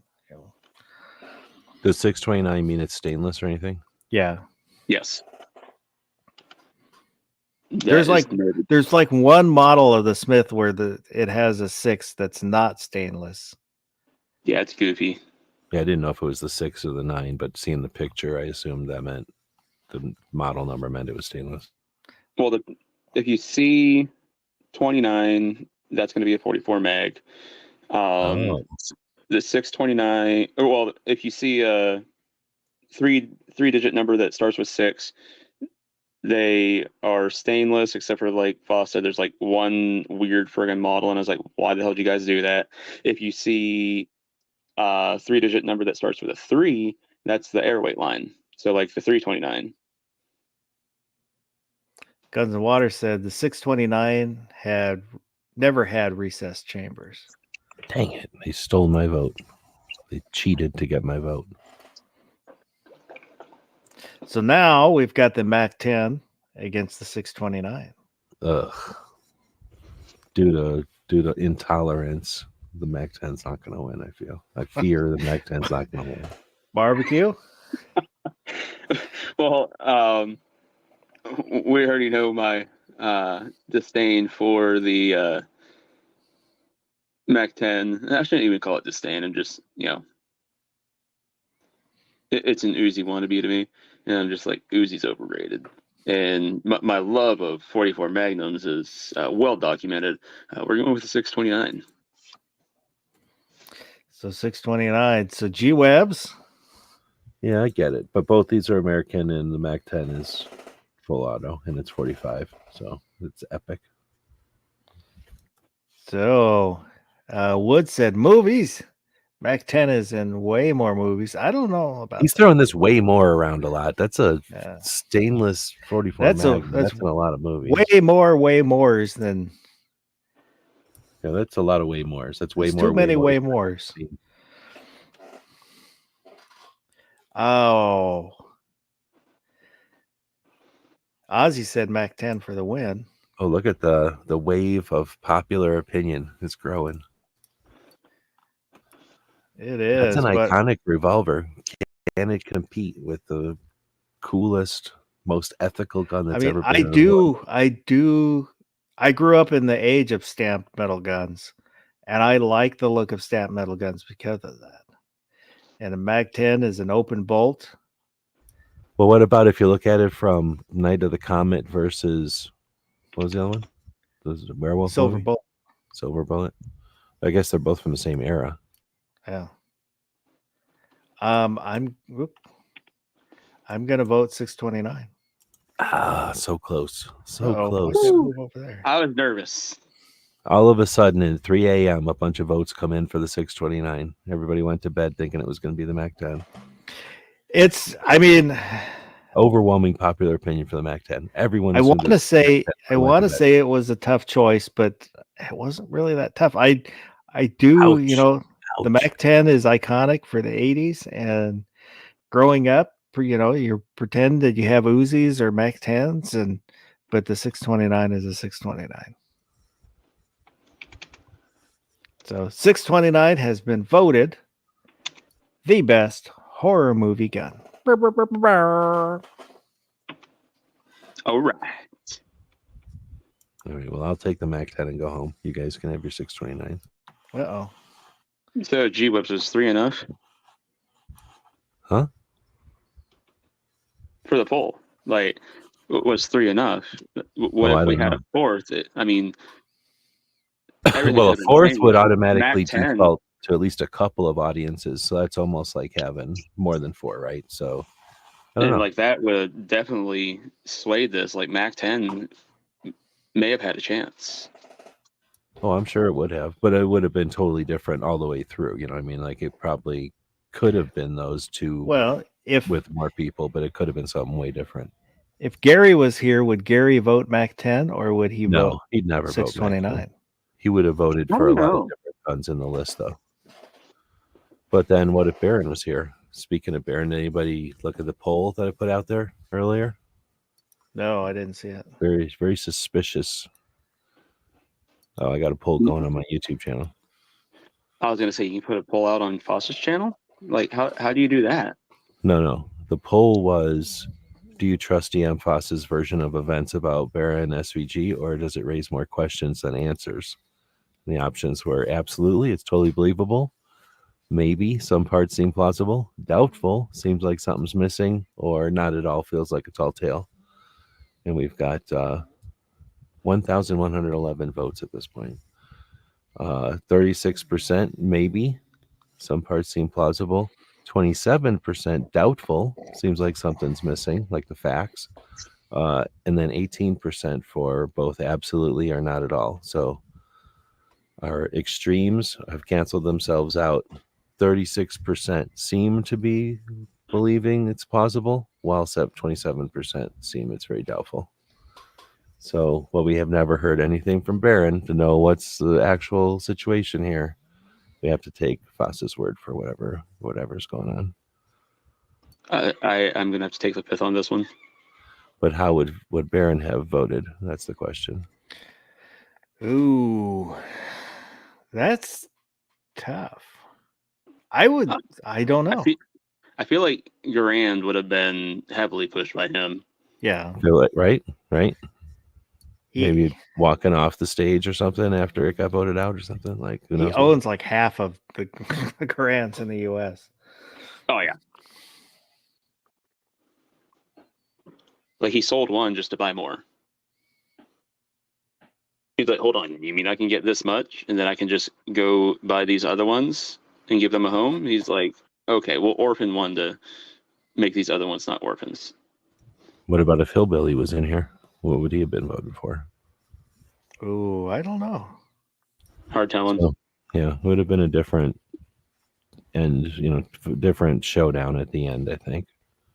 I don't know. I really feel like Gary might have been a Mac 10 guy. It's hard to say. rap- The Mac 10 usually doesn't get a lot of love. It looks big. The rapper and or the people gun? haven't shot it. Both. Ozzy said once again the professionals got it wrong. And Wood said those Washington guys are shady. And the most horror movie gun remains the coach from all 3 Evil Dead series. I'm okay with how wrong you guys are, just disappointed. It's okay to be wrong.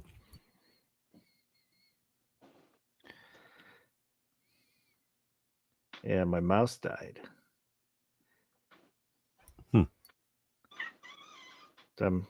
Luckily, it's on my laptop, so I've got the little touchpad that I can use, but it's a little slower than using a mouse.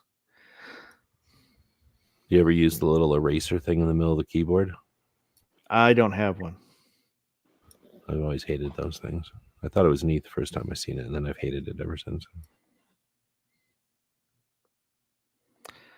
Oh, well. Oh. Yeah. Wood said the mouse died. Yeah, I guess it was disappointed in the bracket too and gave up the ghost.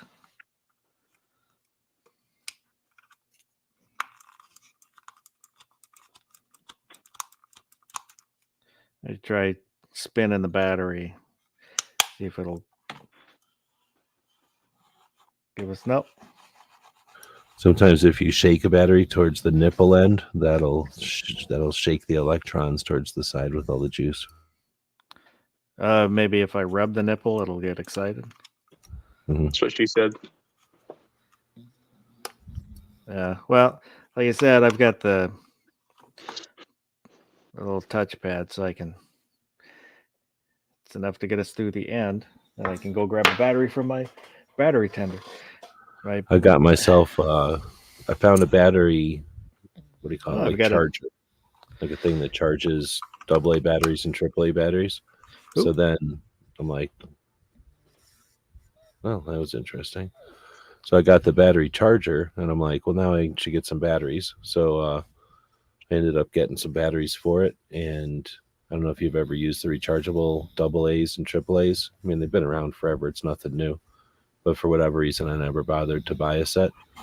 And now that I've got 8 AA's and a bunch of AAA's, it's awesome. Because I actually use quite a few batteries nowadays. And it's super cool being able to just recharge them. It takes a little while. But being able to recharge them versus buying batteries. I never paid attention to how many batteries I was buying. But, I mean, I was buying a lot of batteries.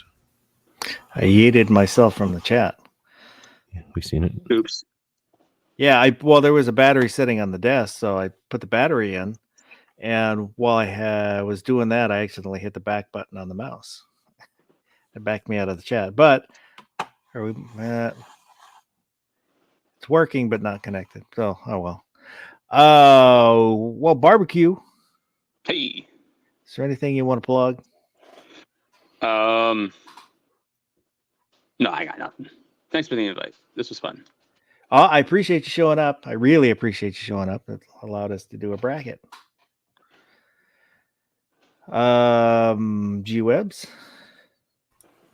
Brooke normally does a show on Saturday. She either quit doing it and she's no longer going to ever do it again, or maybe we'll see one tomorrow since she didn't do nothing today.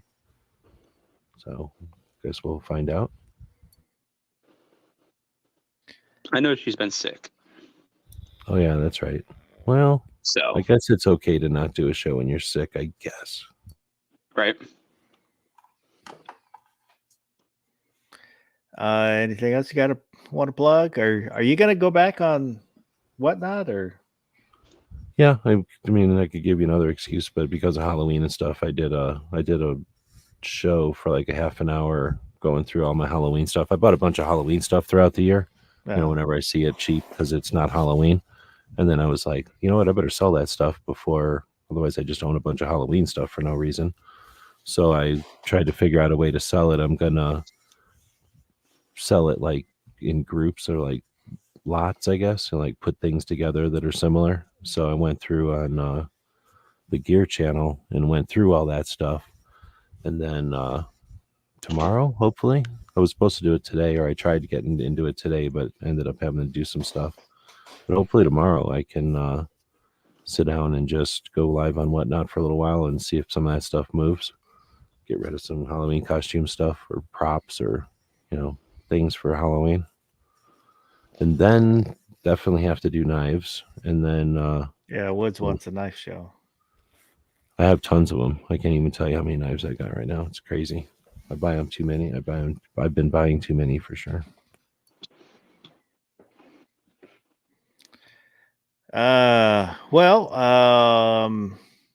You should put them on eBay. Well, it's funner on Whatnot, but I got them so cheap. I really want to get them to Patreons who might want them. Hopefully cheaper than they can get them anywhere else. Patreon stopped taking my money. Really? Yeah. Oh, yeah. They're doing something. They're doing something different with like yearly or something. And it won't process my card. Oh, okay. Oh, you just need to steal another one. Yeah, It's a good idea. I haven't like fiddled with Patreon in a while, so I don't know what they're doing or if they've changed something or what.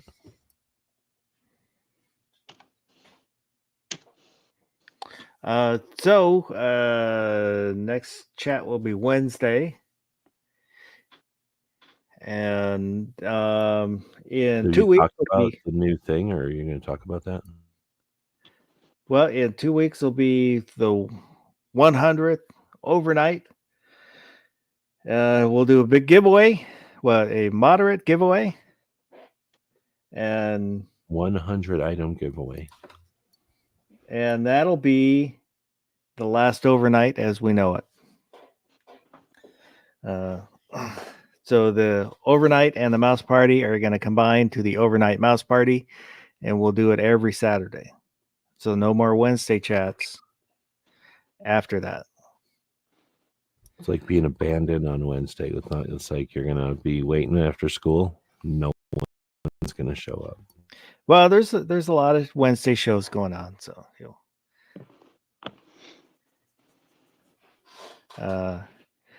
and but what did we do? Is it our fault? No, it's not your fault.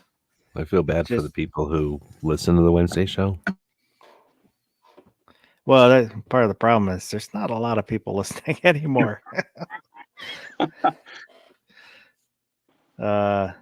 It's kind of cut in half what it used to be. But just, are you regretting what you did to Baron? Or wait, sorry, I'm not supposed to talk about that live. I'd say it might be some foreshadowing. So, but I thank you to those who were in the live chat participating. And I don't know if Mr. Bob Dabalina fell asleep, but right at the beginning, he asked, "What's the bracket?" I told him you'll just have to wait. I don't think he waited. Well, thank. Oh, he is there. Oh, well, Mr. Bob, turn around so we can talk behind your back. Was he silent through the whole thing? Probably flabbergasted that there was actually a bracket after all the bracketry. He was stunned. It took him a while to shake it off. So thank you. And if you're watching and didn't say anything, I do appreciate you. So don't be afraid to speak up. Let me know that you're out there. If you watch this replay, leave a comment. Agree with, disagree with the bracket. Which was your favorite gun from the bracket? Mr. Bob said, He waited, have pain issues, and a lot of trouble sleeping. Sometimes he doze off for a few minutes. So do I. I'm sorry, Mr. Bob. But thank you, everybody. Can you Can we call him imagine? Mr. Bob? Or does it have to be Mr. Bob Dabalina? Well, I usually will shorten the name after we get into the chat. So for, time's sake. Mr. Bob is Really? acceptable. Okay. Supposed to say Mr. Dabalina, Mr. Bob Dabalina, but Yeah, Mr. you can Bob, shorten it, I guess. Mr. Dabalina, Mr. Bob Dabalina, Mr. Bob Dabalina, Mr. Bob Dabalina. What if you Who were care? having some trouble sleeping and a bit of pain, and then you're watching a bracket to try to get your mind off of things and try to soothe the whole thing, and then the Mac 10 gets savagely not chosen for the bracket. I can't even imagine. It's horror. I feel so horrible. Caroline EDC Reviews stopping by. Yeah, Ozzy said, too many bracket shenanigans to comment. Good point. Yeah, Mr. Bob's doing some of the lines from the song. China Doing Clipper lines? calling My God. Alameda. Well, so I hope everybody has a good rest of the night. Oops. And as soon as Uh-oh.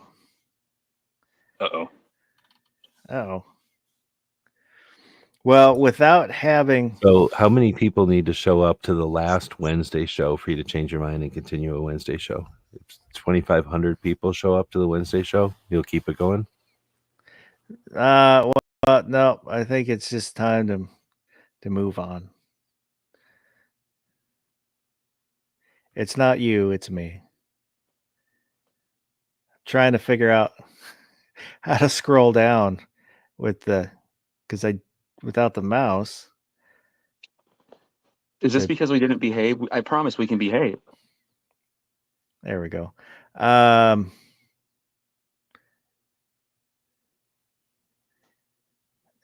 We'll clean the guns and put them away and pick up our ammo and everything.